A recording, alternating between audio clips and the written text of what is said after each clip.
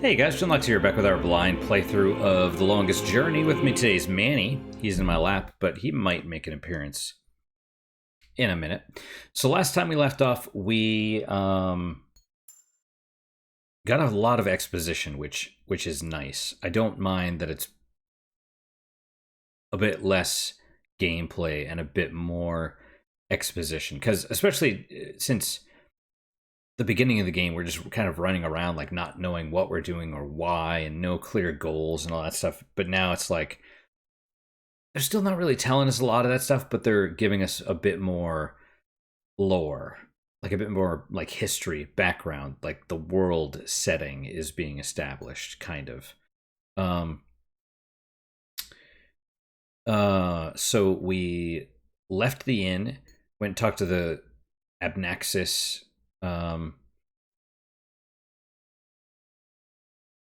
There's something about a god that fell in the sea, which means we probably should talk to the ship person, the captain, whatever. And then Tobias mentioned that basically to find the disc, the dragons, and basically everything, all of our answers hopefully should be at the Enclave. And we got to talk to the keeper of books. And go from there. Before we do that, city. Either way, both the same. I assume it's going to give us a new option to go to the Enclave now, but I do want to go talk to go to the docks. Maybe the gate. Oh, that's got to be the. Yep. Okay. Let's go to the city gate first. Guard, instrument, guard. I want to see if there is lobster docks. Okay.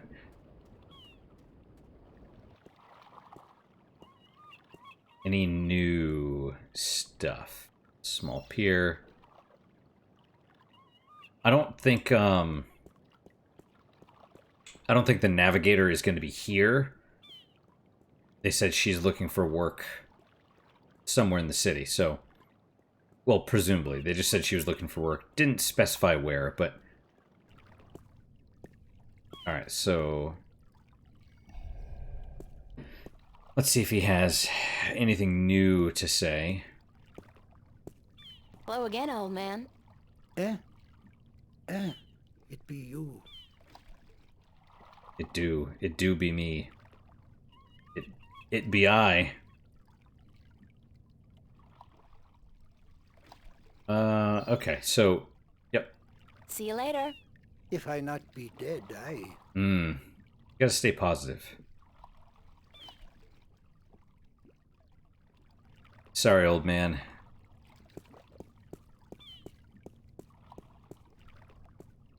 Ah. Oh. I'm like, is this just a random... Like, what the hell even is that thing?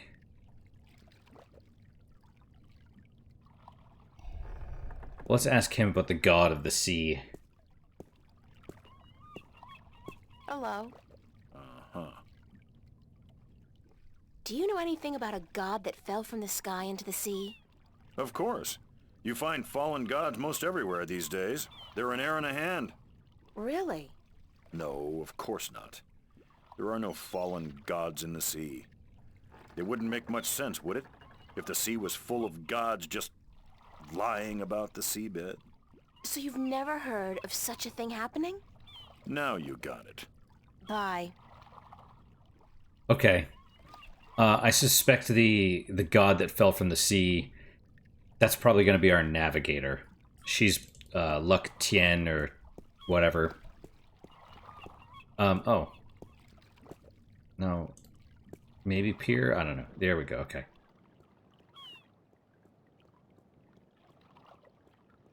But why is that important?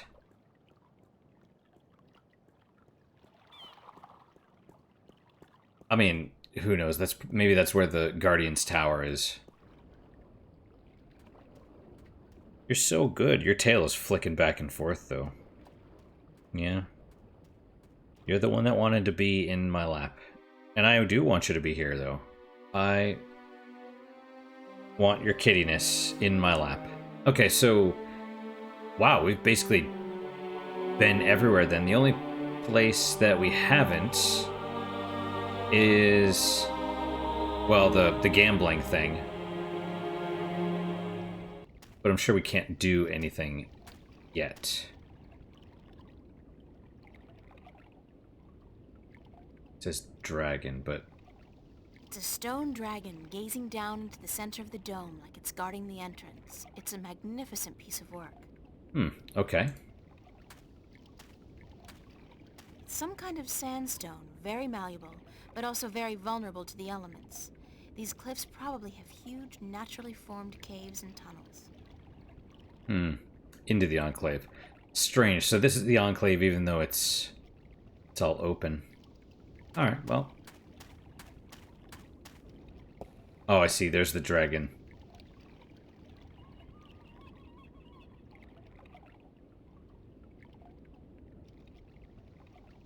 Oh, okay. The dragon's mouth is pointing straight down at the middle of the floor. It's a circular hollow about 20 centimeters across and about 5 centimeters deep. Okay. It's a small recess about the size of my fist with a thin duct extending from the recess to the circular hollow in the middle of the floor. There are 3 others just like it, arranged with equal distance to each other in a circle and all connected via a duct to the center of the floor. Yes, that does seem to be the case. Oh, downstairs. Oh, okay, I'm sitting here.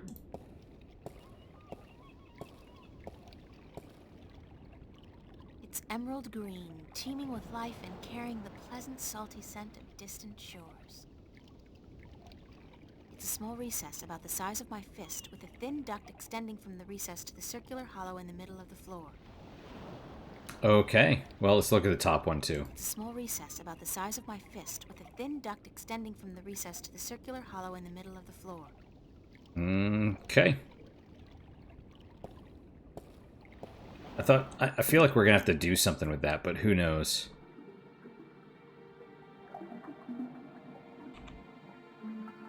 Stairs. Wheel. Priest. Oh, does this move? Like it pans?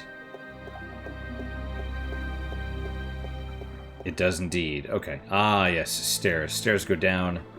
And then, is that stairs as well? I don't know. It's one of the Sentinel Minstrum. Yep. Probably the guy. Oh, goodness me, I didn't hear you come in. By the way, you haven't seen Volume 6 of the Complete Annotated History of the Northlands, have you? I could have sworn it was here yesterday. Sorry, no. I guess someone else must have taken it. I try to tell them to write down what they borrow on the list, but they never listen. Only last week I spent 3 hours searching the entire enclave for the second scripture of the ballads, the scripture of song, before I realized that Vestrum Tobias was studying it back in the city. Now, such incidents could be avoided if only, and this applies to you too, young lady, people would sign out the books they borrow when they borrow them and sign them back in when they're done. Such a simple procedure. It shouldn't take more than a few seconds to jot down your name and the name of the book you borrow. It makes my job so much easier. Now, which book did you want me to find for you? Are you Minstrum Yaren? Yes, of course. What a silly question. How would I know? I don't know you. I am Minstrum Yeren, keeper of the great library of Marcuria. In fact, this is the greatest library of all the Northlands. Perhaps of the entire world. Although they say the Dark People have a library as big, if not bigger, than this one. But of course, we're not allowed anywhere near Sorry. there. Have you been there? I don't think... What a silly question. Of course you haven't. You're not of the dark people, are you? You don't look like any dark people I've ever seen, so I can't see how you could possibly... Now, where did Volume 6 disappear to? I think he's going a little senile, but I laugh at the whole dark people thing because, I mean, whatever. You know, it's fantasy. I don't have a problem with it. But lately it's like, I don't know, just all the bullshit. You know what I mean? Just all the bullshit. And then you have D&D dying and all the you know, all that stuff dying. Dungeons and Dragons is dying because of all the ideologues, and they're like orcs are the representation of, like, you know, black people and it's like, wait, what? No, why do you think monsters are black people, you fucking racist? You know, you know what I mean? You know what I mean? It's like, but those are the people that are telling you that you're bad. It's like, dude, it's just projection. It's amazing. But yeah, the whole dark people, like, I laugh. It doesn't, because that's the thing. Who knows what it means?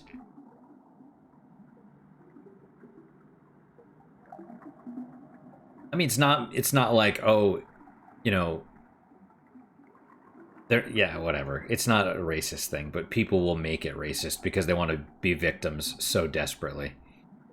Or they want a virtue signal or a concerned troll or whatever. Tobias said I should talk with you. Tobias? Vestrum Tobias? I haven't seen him for... Well, he was in last week, but before that it must have been days at least. How is he? Still eating enough for 2 mules? I must tell you of this funny story I heard the other day, of how Vestrum Tobias eats enough for a table full of minstrum. Or was it one Elguan? Although the Elguan don't, as a rule, eat very much at all. Did you know that the Elguan can smell water more than half a day's journey away? Amazing, amazing creatures, perfectly suited for life in the desert. The balance provides, that's for certain. The balance provides. They're camels, kind of? Magical camels? Fantasy magical camels? Or maybe they're those lizard things that we saw. Vestrum Tobias recommended that I look at some books. Books is what we do best here at the Enclave, that is for certain. Which book would you like to see?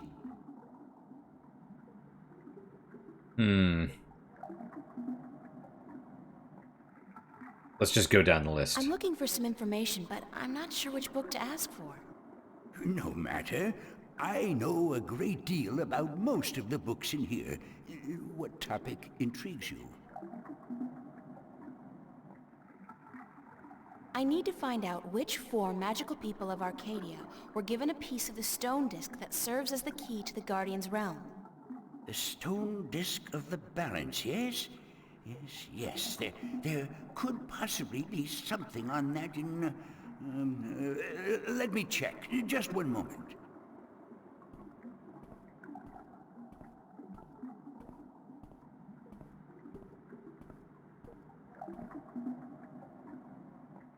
You're so cute, Manny. You are so cute.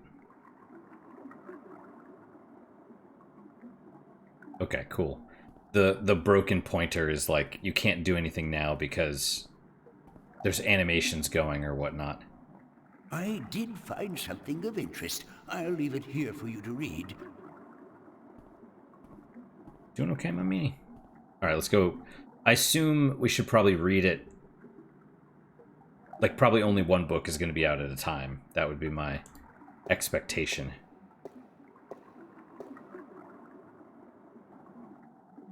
Okay.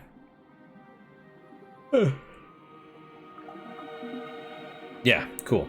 Chapter 16 in the 8th scripture, the scripture of breaking, regarding the disc of the balance and the events that came about when the disc was broken. Good job.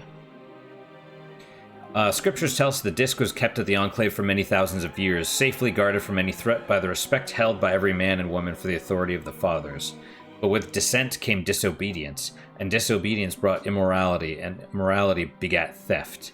Tyrant soldiers, aided by sentinel traitors, attempted to make away with the disc, but were thwarted by the wight of the kin herself. Is that the mother? Intervening, although forbidden to do so on behalf of the fathers. The disc was brought safely back to the Enclave, but the threat would linger in the minds of the Minstrum and the Vestrum. So it became the disc was melted in the forge of the dragon's mouth, shaped into the elements of 4 magical people, and given to these respective people for safekeeping until such a time when it was decreed the disc should once more be whole. So it was melted? Shaped into the elements of 4 magical people. So I wonder if it's even going to look like the disc. You know, 1 stone to the gentle souls that sing in the dark and shape the earth between their toes. 1 stone to the watchers of the woods, the ones who are outside. 1 stone to the 2 that make one of air and of sea. And 1 stone to the keepers of the dark flame, the eternally dark, the mariners. That's probably the dark people. And I kind of love this. It sounds like... It's very, like, story. Like a fable, or like when Dark Souls first starts, and it's, you know, when it's like, or any of the Souls games, when they start in the opening narrative, it's like, Yurt the Giant, or whatever. When the time comes for the disc to be whole again, 1 person will make a journey to the 4 who hold the pieces, and the pieces will be given willingly, because there will be no doubt to the righteousness of this person. Cool. Are you done? Let me take that back for you. And, of course, the epic music playing as well. I hope I... Well... Yeah, so that is going to be a journey, right? All the different, did that... Okay, so no. Okay, let's...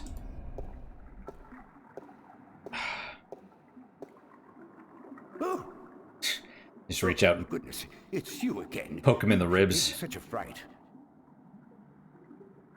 Could I see some more books? Oh, certainly. What a silly question. I'm looking for some information, but I'm not sure which book to ask for.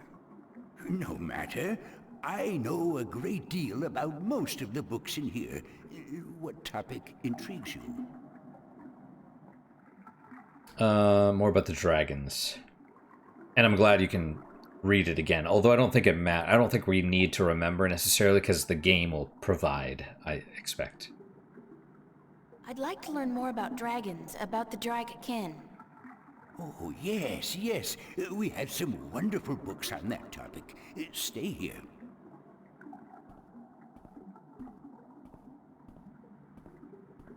I'm gonna have some more coffee after this, but it's slow. Normally I'd polish this off already, but I'm starting to feel better.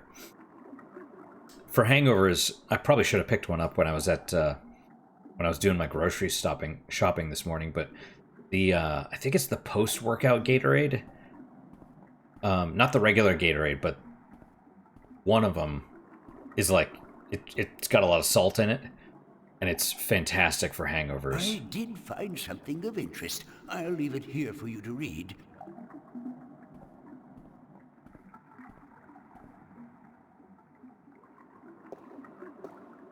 Epic music again. Secrets of the Dragkin by Minstrum Eliak. Forward. The Dragkin are known by many names throughout the Twin Worlds. In All Tongue, they are often referred to as Drakkin. In some variations of Low Tongue, Drekin. In the Southlands, the word Dragik, refers specifically to the winged lizard shape traditionally associated with the kin. In Irha, the eternal spirits of the kin are called simply Drak, regardless of their current shape. In Stark, most cultures refer to the kin as dragons, Drak, Dragon, though this usually refers only to the winged lizard-like shape and not to the spirit inhabiting this shape. Great point. In fact, while in Arcadia, The kin are respected and revered as eternal spirits with great significance in the balance and the all. In Stark, the kin are mostly creatures of mythology and fairy tales. However, in some Stark legends and scriptures, notably the Christian Bible, the name dragon is associated with the forces of evil, and thus the religious connotations do seem to have carried over in a somewhat distorted form. Who or what are the Drakkin? Why not ask who is the creator, or what is the all? Questions thus asked will remain in perpetuity unanswered, for they are in truth unanswerable. To condense all knowledge of the creator into one answer is futile, as is any attempt to define the all without describing every single element that makes up the all. So also with the Drakkin, we cannot answer who is the kin or what is the kin, but we can provide some answers to the simpler questions. The questions that deal with what we see and hear and feel, and what we've been told by the kin themselves, answers that together may give us, if only the faintest hint of the whole truth, then at least some indication of who or what the Drakkin are. Born of the emptiness between the stars, reads the 11th scripture of the balance, the scripture of time, shaped in unison with the all, part of the all, yet outside the all, Drakkin. Note the ancient high-tongue variation of Drakkin. Is that... okay. Why so many variations and interpretations of the Drakkin from culture to culture? The kin have always been shrouded in mystery, and from mystery rises legend and myth. The kin seem content to be seen as nothing but tall tales and figments of a bard's fertile imagination. Are you done? Let me take that back for you. So if Cortez is actually a dragon, basically a god, and they've got him, that's real bad.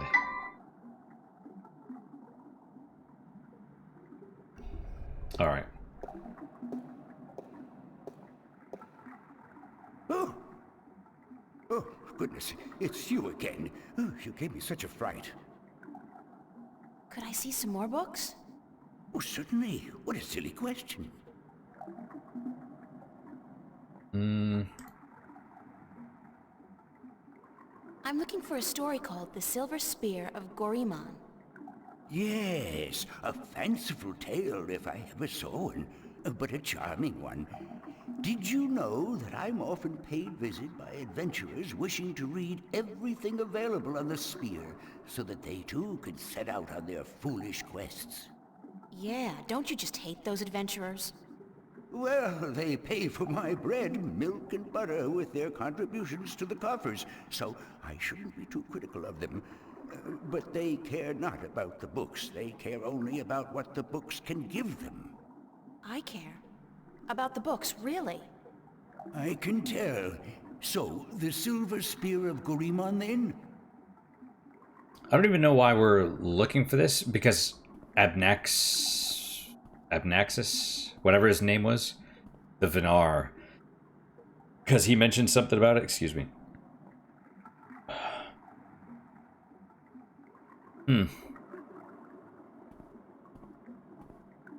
Yeah, books are awesome.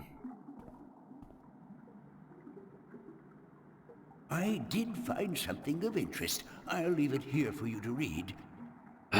You know, so is it Card Hunter? There's this free-to-play game. It was bought by a different company now, but it's called Card Hunter, and it's kind of like D&D. It's fun, but fucking hard, like super hard, especially once you get to the halfway point. It's just ridiculously difficult. That's assuming it's still going.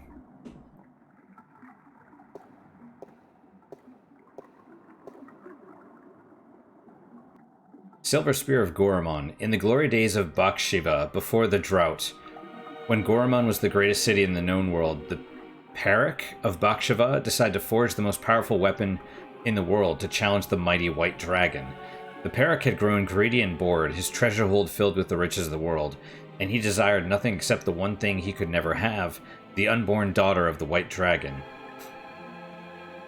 The fairest, purest, most beautiful creature in the universe. He had asked the White Dragon for her daughter's hand in marriage, but she had refused, scolding him for his insolence and warning him to keep his distance from immortals. And so the Parrot sought the advice of a mighty sorcerer, the dark and cruel Eos, to learn how to kill one of the Drake kin. The sorcerer told the Parrot of the white silver of Mount Tyrrheni, the strongest substance in Arcadia, and how it could be forged by magic to kill even one of the kin. The Parrot ordered his army to go north across the ocean to bring back enough white silver to shape a weapon. When his men returned with the rare metal, the Parrot ordered the finest blacksmith in Bakshava to his castle, where Eos the sorcerer cast a spell to create an unholy forge. 10 days and 10 nights it took before the exhausted blacksmith could present a tall spear to his emperor. But before the spear could be used to kill one of the kin, it had to be bathed in blood. Beheading the poor blacksmith and the soldiers who had retrieved the white silver from Mount Tyrrheni, the Parrot's private bath was filled with their blood. As he dropped the silver spear into the red bath, watched over by Eos, a terrible scream erupted, and steam rose up in a red, foul-smelling cloud. When the steam lifted, the blood was all gone, and the spear was glowing in a deep red color. With the terrible weapon now ready to be wielded, the Parrot issued a challenge to the White Dragon to either surrender her daughter to him for marriage or suffer a painful death at his hand. Enraged, the White Dragon refused him yet again and flew to meet the Parrot, his sorcerer, and his 1,000-strong army on the green fields outside Gorman.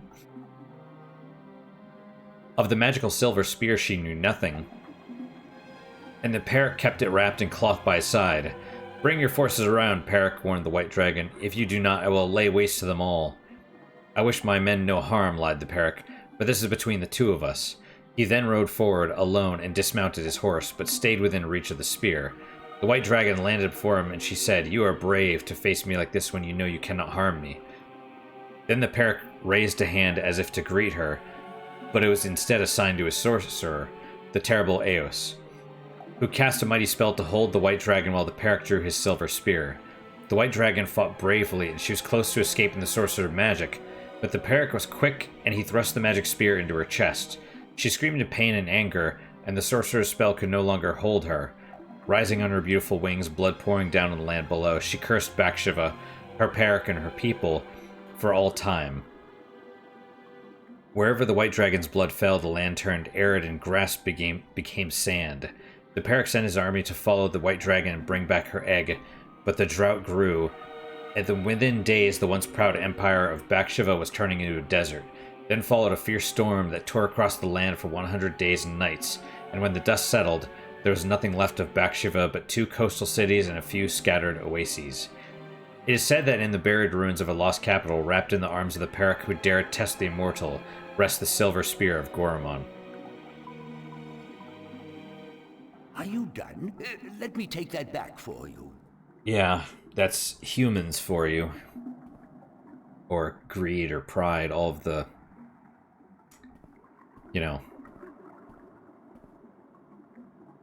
all of the evils of man, Yeah, erosion's a bitch, too. Like, plants are super important. I'm learning this.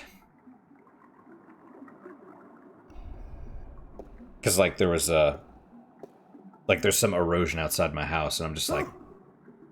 Oh, goodness, it's you again. Need to Gave me such a fright. fix that, or maybe have some landscaping done, or Could I see some more books? Oh, certainly. What a silly put in a question. retaining wall, maybe, or something. I don't know. I don't know what I need to do for that, and I don't know who... Because apparently retaining walls are not, like... It's not just like, oh, you build a wall. You have to have an engineer. I mean, if... At least where we are, where the sands are shifting in different densities. I talked to a structural engineer, and he's like, "Yeah, if you want it done right, you got to have, a soil sample taken, and the engineer, and because if it's holding up the ground, like it needs to be engineered to hold a certain amount of weight and account for the shifting and all that stuff, So it's gonna be pricey, I think. Although maybe I could just throw some dirt on it and be fine. A book on the history of Marcuria would be interesting. Ah, an extensive subject, to be sure. I will do my best. So I love stuff like this. Again, it makes me crazy. I think I really hope to be able to go back into Disco Elysium one day, because I feel like it was ruined for me. But I love stuff like this. I love reading all the lore and everything. I remember Bravely Default. There was like a 200-page journal in the game. I did find something of interest. I'll leave it here for you to read. You know, the 200-page journal. I don't know if it was even like necessary to read, but you could read it, and I thought it was fascinating. It really helped with the story, or at least, you know, I only got the first ending. I didn't do the whole thing. Travels in the Northlands by Jemin the Discoverer, the first part. In my many years as a traveling poet and bard, I've journeyed far and wide across the fair realm of Arcadia, and I have seen sights most people have not dreamed. I've stood on the magnificent and terrible southern capes in the midst of winter, when the storms are at their fiercest, while waves are as tall as the towers of Altaban washed over my frozen body. I have witnessed the monstrous beasts that lurk in those dark and deadly waters of the south swallow brave galleons whole. Creatures the size of mountains that with a flick of a tail can touch the depths of the sea and the stars themselves. I've crossed the great ocean from north to south and from east to west, and in the course been stranded on desert islands with no sustenance but what I could gather from the sparse vegetation, for months at a time. Oh. I have ridden the giant Elguan across Changagriel, the wasteland, from Altaban to Montarba, and further south where the Turek, the oasis, are few and far between, and I've seen the shifting dunes above the ruins of Goramon. Precious jewel of the Bakshivan Empire, concealed for centuries by the coarse and treacherous sand. And I've journeyed far west. Oh, by the way, those adventurers that are looking for this spear, that sounds like a cursed weapon, so, you know. And I've journeyed far west, carried on goodwill and destiny by shadow ships, to the strange and unknown cliffs of a world unseen by most, a world of an unfamiliar tongue and customs, a world of great wonder and mysticism. I've seen all this and more, but the fairest sights still I've seen in the lands of the north. From Ireed to the border mountains, from Tyran to the Bay of Fire, no sight can ever compare to dawn at Mount Tyranny. Looking out to the plains of Nedra, where wild stallions run free in the thousands, and to look on the city of Coruscant, the pearl of fire, while the boiling sun sets in the ocean beyond, the slow waves reflecting dark yellow and red as they lap slowly upon the sandy shores, is an experience truly treasured and ne'er forgotten. These lands are blessed by the Creator, shaped by men, yet wild and free and fertile, home to the greatest cities, the most precious sights and the most cultured and civilized people in Arcadia. Of all the fires I've rested my weary legs by, of all the taverns where I've learned the legends of tale spinners and memorized the songs of bards, of all the lands where I have wandered from city to village, it is to the Northlands I return time and time again to learn evermore. Join me now, for I will evoke in you the very emotions I first experienced when visiting the sights and treasures of the northern lands. Join me, and I will surely bring you there, to the exotic midst of this blessed land, and you will pine for its rugged coast and green woods and its hardy people, and like me, you will ne'er rest until you can return to yonder shores. Marcuria. O Marcuria, thou unkempt diamond of capitals, thou art by truth the fairest. The counsel many seek for knowledge, kept within its centuries sought and gathered, by men wiser than the ages, brought hither by word of mouth. Marcuria, changed, though not the course of war. Between thine people, diplomat, wise man, magician, all this and more. Thou hast without equal the mark of merit and virtue.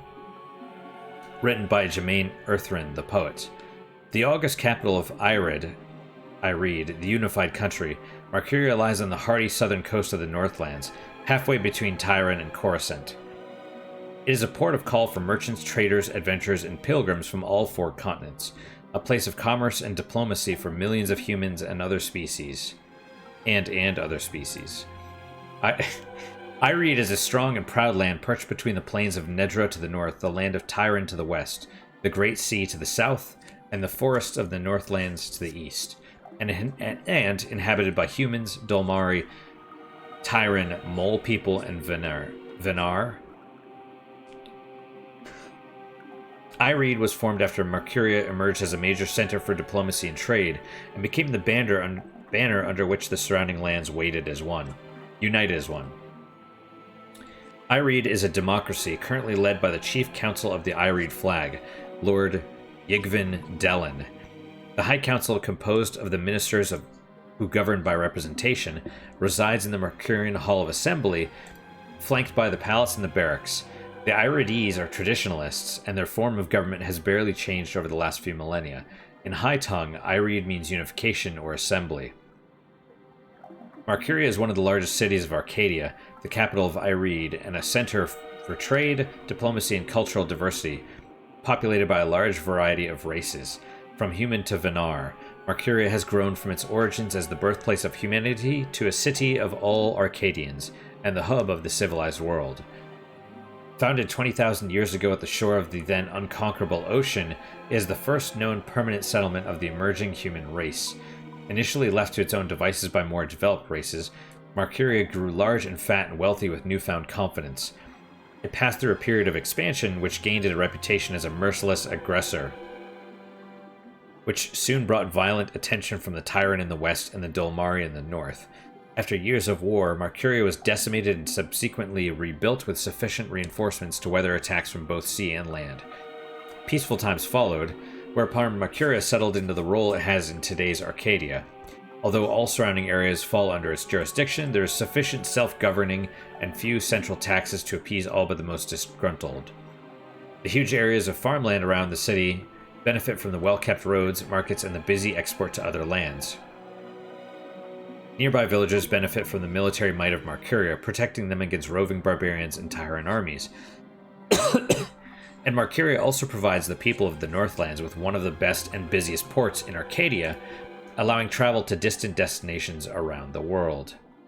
Are you done? Let me take that back for... That was a long one.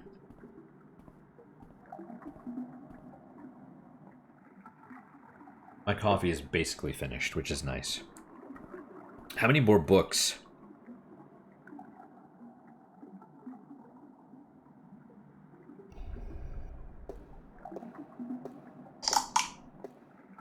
Yes. Oh, goodness, it's you again. Oh, you gave me such a fright. Thank you. I try. Could I see some more books? Oh, certainly. What a silly question. Okay. Okay, so this is the last one. Arcadian Folktales. Right, the question is what now? I could have sworn in the guide it said go to Brian Westhouse, but I don't know how we get from here to there. Or maybe it's when we leave. I'd like to read some Arcadian folk tales. A favored topic of mine. I have just what you're looking for. Excuse me. Alright, well, we'll read the folk tales, and then that'll be... Hopefully it's not too long. But we'll read those, and then we'll stop for the day.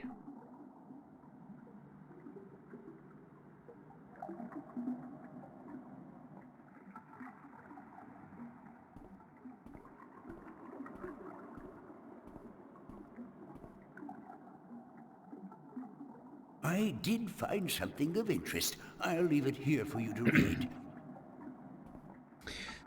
You know, it's weird, because books back in the day were written on vellum, which is not paper.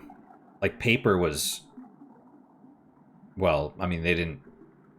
When was paper created? Frickin'...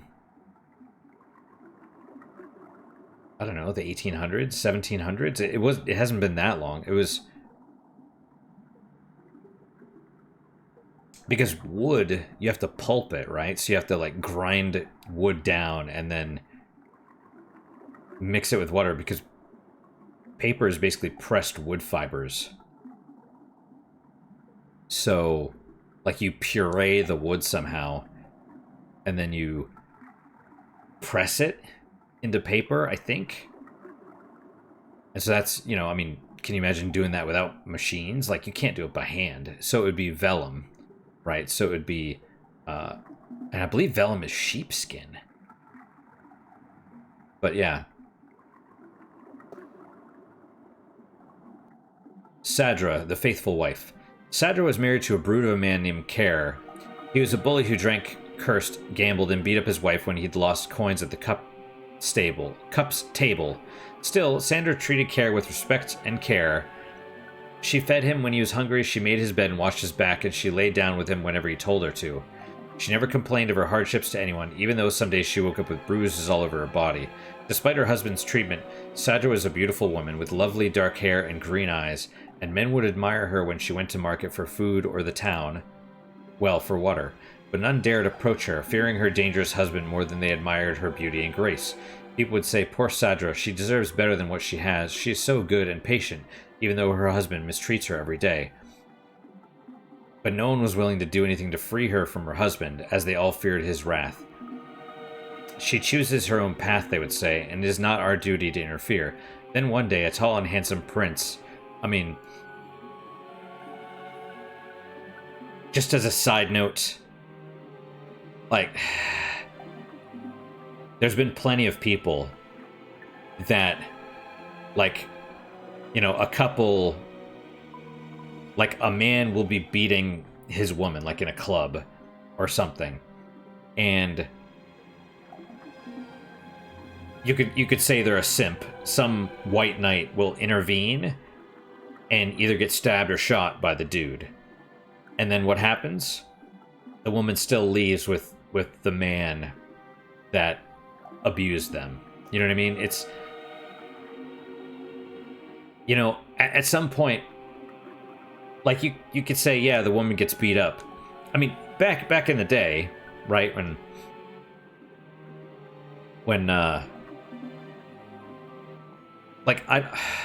abuse is never good, but I'm not certain that there's a difference between discipline and abuse. Okay, I do not condone abuse of any kind. Women should act like adults, but if they want to act like children, then they can get disciplined like children. They can get spanked or whatever,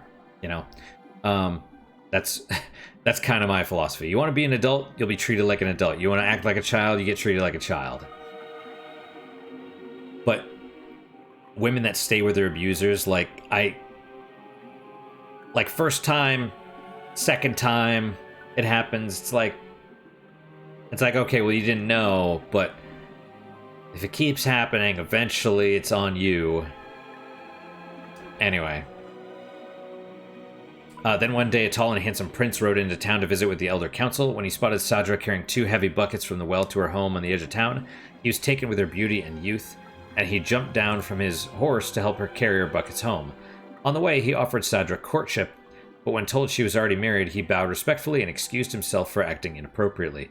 That night, Sadra's husband heard about the prince helping his wife, and after striking her down for letting royalty interfere with their duties, he strode drunkenly, for he had already had his usual fill of dark ale, towards the tavern where the prince and his cohorts were staying. When Care arrived at the tavern, the prince was eating dinner, and when told Sadra's husband was there to see him, the prince stood and waved the man closer. "I must congratulate you on your good taste in marriage," said the prince, "for your wife is the most beautiful and good-hearted woman I've ever seen." And then he offered Care a seat and a tall mug of ale. But the angry husband did not appreciate the prince's advances, and drew his sword and lunged at the prince before his guards could react. The prince was quick and lucky to avoid certain death, and before Care could make a second strike, the prince had recovered his sword from where it stood by the wall, and stood ready to fight the brute. "Leave him be," called the prince when his guards drew arms and ran to protect their liege. "This is between him and me." Smiling briefly, he nodded his head to Care, and stood to attention. Obviously, his skill with the sword was formidable. Care, a coward at heart, knew that if he fought fairly, he would surely die, and he sheathed his sword, but loosened the knife he had tucked up his long sleeve. "My pardon, Prince," said Care. "My love for my wife is such I am blinded by jealousy. I offer you friendship and apologies."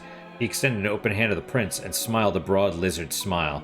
The prince, unaware of Care's mistreatment of his faithful wife, smiled back, put down his sword, and extended his own hand.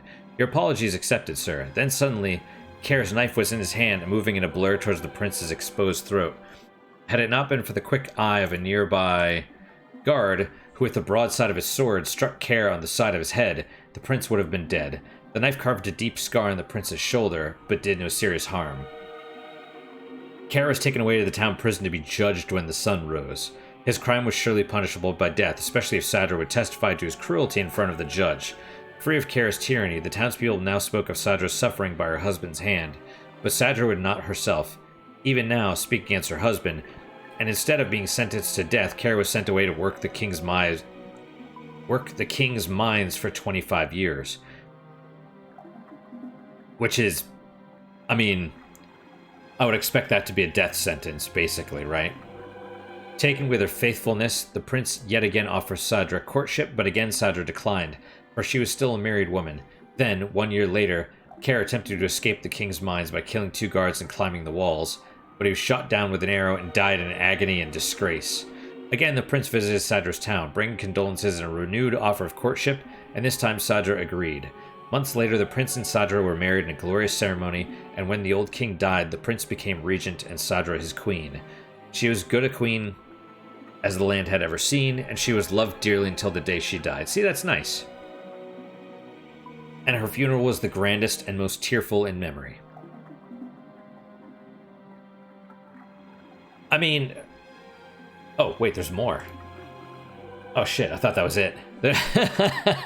Okay, there's probably a couple then. Children of the Lake. There was a village by the lake where no couple had borne a child for 20 years. The villagers were desperate, for without children their village would wither and die, and they turned to their god for help. The next morning, 50 young children rose out of the misty lake and wandered onto the shores, much to the joy of the childless woman. "We are yours," said one of the children, "as long as you remember one thing. You are never to fish from this lake again. Instead, you must learn to hunt in the forest and live off the land." The villagers agreed, though they worried they might go hungry since they were used to catching and eating fish from the lake. But it didn't take long before they had taught themselves to hunt and grow wheat and potatoes in the fields. 18 years passed, and then one day an old man grew tired of rabbits and deer and potatoes and bread, and he longed to catch a big fish and cook it over a sizzling fire. He took his boat out to where the villagers would not see him and sank his line. Almost immediately, he caught a large trout. But as he was rowing back to shore, he saw the children of the lake wander from their homes back into the dark waters from whence they came. Their mothers called for them, tried to hold on to them, begged them not to leave, but they would not speak, and one by one they disappeared into the lake. The old fisherman then saw, as the children sank into the murky waters, how they turned into large fish and sped off into the deep. He was shameful then, and dropped his catch back in the water, but it was too late, and the village would forevermore remain childless. Yep. Very, almost like Grimm's fairy tales. Are you done? Let me take that back for you. Which is funny, because, like,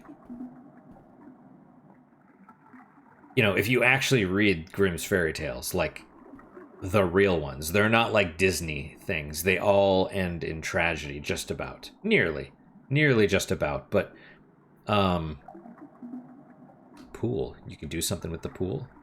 Okay, well, maybe you go down there and do other things. We'll check that out here next time, but, and no diary, right? Yeah, okay.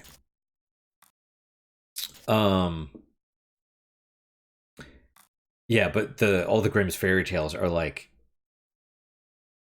kind of like fables or morality tales. They're there to teach, right?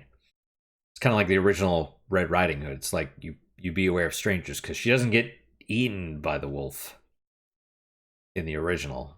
You know, the wolf does something to her, but it's not eating. Anyway, so this time we went to the Enclave. I think we tried talking to the captain, didn't know anything, or he didn't know anything, and then we got to the Enclave and read a bunch of books. Not quite sure if that's what will help. I think it's good background, but we probably have to go down here and mess with the wheel and the pool and stuff. So that's what we'll do next time. So that is it for today. Thanks so much for your time and attention. Really do appreciate it. Really hope you guys are enjoying these episodes. You know, as always, guys, questions, comments, concerns, good, bad, or indifferent, let me hear them. I do read all of them. I do try and respond to all of them as well. I need to go see where Manny went.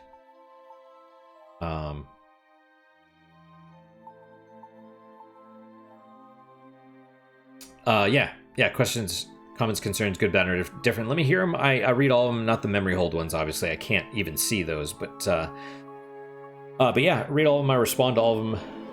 let me know. I'll, leave a comment about anything. And then, what is your guys' unique puzzle moment for today? For me, let's see. I guess it would be the Hungarian Palenka that finally arrived yesterday, and I basically drank the whole thing. Not much, though. It was, the bottle was only like 12 ounces. It was one of the little small bottles. So, still messed me up. Like strong. It's brandy, basically. It's just like clear. It's like the fruit brand. It's like a plum brandy. It's like the clear stuff. So it was good. It was like 80 proof. It was potent. But yeah. Finally got that. Finally tried that. And then also now I no longer have alcohol in the house, which is nice. So I can stay sober again for a while, at least I hope. But that is mine. That is my unique puzzle moment. Hopefully your guys just as good, if not better. Hopefully better, of course. And I hope to see you guys next time. Until then, guys, take care.